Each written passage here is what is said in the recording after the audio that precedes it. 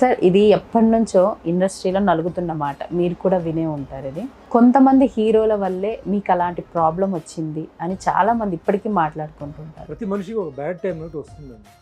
Bad time రకరకమైన రూపంలో వస్తుంది. Jail అనేది ఇంకొక రూపం.